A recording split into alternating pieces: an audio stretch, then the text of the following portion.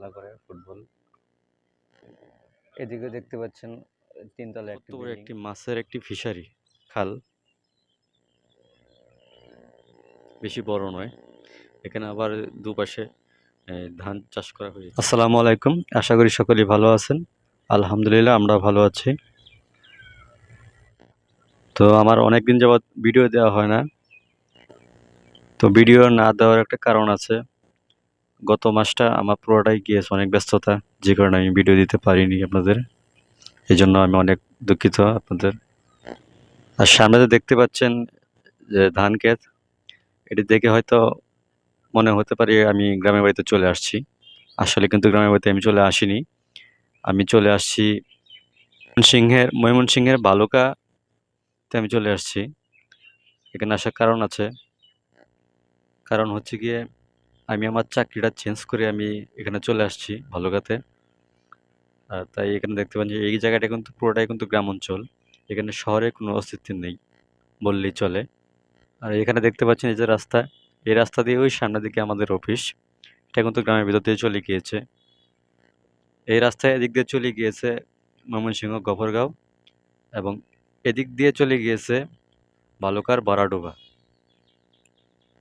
আর আমার ডিউটি হচ্ছে গিয়ে সকাল ৮টা থেকে বিকাল ৫টা পর্যন্ত। তো এখন ৫টা পার হয়ে গিয়েছে। তো আমার ডিউটি শেষ। আমি এখন ফ্রেশ হয়ে একটু বাহিরে একটু ঘোরাফেরা করছি, এবং কিছু চিত্র আপনাদের মাঝে তুলে ধরছি।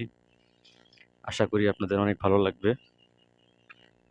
রাস্তার এ পাশে হচ্ছে গিয়ে ধান ক্ষেত, এবং রাস্তার এ পাশে হচ্ছে গিয়ে জঙ্গল। দেখেন, এই জঙ্গলের মাঝখান দিয়ে চলে গিয়েছে এই রাস্তা। বসত বাড়িও এখানে আছে অনেক। দেখতে পাচ্ছেন যে রাস্তার পাশে একটা বিল্ডিং তোলা হচ্ছে। এদিকেও আছে অনেক বাড়ি ঘরদর আছে এখানে।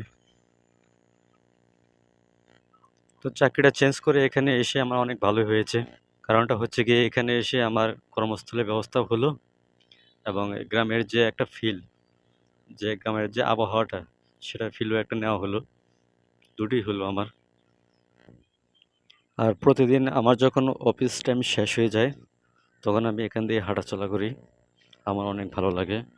সারাদিনের যে ক্লান্তি পরিশ্রম সেটা দূর হয়ে যায় এই গ্রামের পরিবেশ দেখে। অনেক সুন্দর একটি পরিবেশ।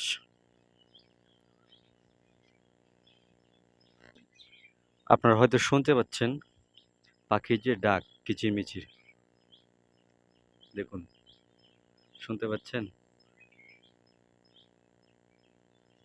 এই জিনিসটা কিন্তু এই শহরে কিন্তু পাওয়া যায় না, যেটা গ্রাম অঞ্চলে পাওয়া যায়। অনেক ভালো লাগে। এটা ছোটখাটো একটা খাল, এবং এখানে একটা ব্রিজ আছে, ছোটখাটো একটা ব্রিজ। তবে আমি একজনকে জিজ্ঞাসা করেছিলাম যে এখানে কি মাছ পাওয়া যায় কিনা। উনি বলেছিল যে না, এখানে বর্তমানে এখন মাছ নেই।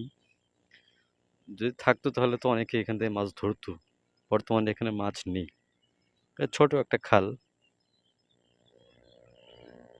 বেশি বড় নয়। এখানে আবার দুপাশে ধান চাষ করা হয়েছে। এটি একটি খেজুর গাছ। আর আমি যে এখন হেঁটে হেঁটে যাচ্ছি, বরাডোবা যাচ্ছি আমি হেঁটে হেঁটে। কারণ সেখানে আমি গিয়ে বাজারে গিয়ে কিছু নাস্তা করব। কারণ ৫টার পর তো অনেক ক্ষুধা লাগে। তো আমি ওখানে গিয়ে নাস্তা করব কিছু। আর একটু পরে হয়তো সন্ধ্যা হয়ে যাবে। সন্ধ্যা হওয়ার কাছাকাছি। অন্ধকার হয়ে এসেছি, দেখতে পাচ্ছেন। আর এখানে একটা জিনিস এসে আমি দেখেছি, যেটা আমি অনেকদিন যাবৎ দেখি না। সেটা হচ্ছে গিয়ে যে দেখেন এটা কি? এটা হচ্ছে গিয়ে মাটির ঘর। এখনের জামানা তো মাটির ঘর পাওয়া যায়। এখানে আসলে দেখা যায়। দেখুন, অনেক পুরনো মাটির ঘর।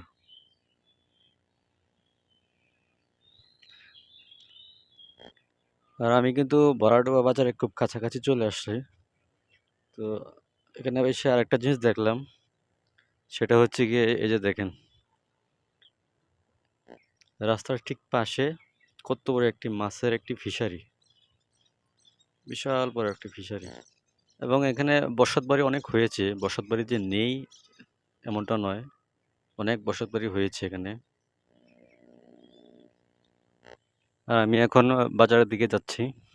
বাজারের কাছাকাছি এসে পড়েছি।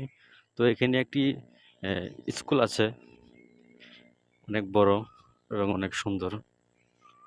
আপনাদেরকে দেখাবো, চলুন। আর এটা হচ্ছে গিয়ে সেই বড়াডাবা উচ্চ বিদ্যালয়, অনেক বিশাল বড় একটি মাঠ। এখানে বিকেলবেলা অনেক ছেলেরা খেলাধুলা করে ফুটবল। এদিকে দেখতে পাচ্ছেন তিনতলা একটি বিল্ডিং, এটি হচ্ছে স্কুল। তো সন্ধ্যা হয়ে গিয়েছে আর ভিডিওটি অনেক লম্বা হয়ে গিয়েছে, তো আজকের মতো এখানে বিদায় নিব। সবাই ভালো থাকবেন, সুস্থ থাকবেন। আল্লাহ হাফেজ।